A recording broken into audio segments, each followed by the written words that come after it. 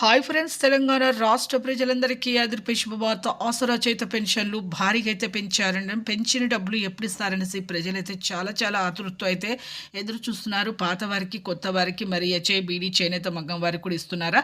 మరి ఎన్ని సంవత్సరాల బీడీ కార్మికులకు ఉండాలి, ఎన్ని సంవత్సరాల అనుభవం ఉండాలని చెప్తున్నారు. అలాగే ఏ లింక్స్ చేసుకోవాలి, మరి కొంతమందికి వికలాంగులు తత్వం ఉందనేసి ఒరిజినల్ సర్టిఫికేట్ చూపిస్తలేరండి, డూప్లికేట్ సర్టిఫికేట్ చూపిస్తున్నారు. వాళ్ళకు కూడా రద్దు అవుతున్నాయి. మరి ఏ నెల నుంచి అయితే కరెక్ట్గా ఇస్తారు తెలుసుకునే ముందు లైక్ చేయండి, షేర్ చేయండి, సబ్స్క్రైబ్ చేయండి. పక్కనున్న bell icon all symbol button గంట సింబల్ నొక్కితే నేను వేసే లేటెస్ట్ అప్డేట్స్ వీడియోస్ మీ ముందుకు అయితే వస్తాయి. లేట్ చేయకుండా అయితే వీడియోలోకి వెళ్ళే ముందు ఒక లైక్ అయితే చేయండి, వేరే వాళ్ళకి కూడా వీడియో అనేది వెళ్తుంది.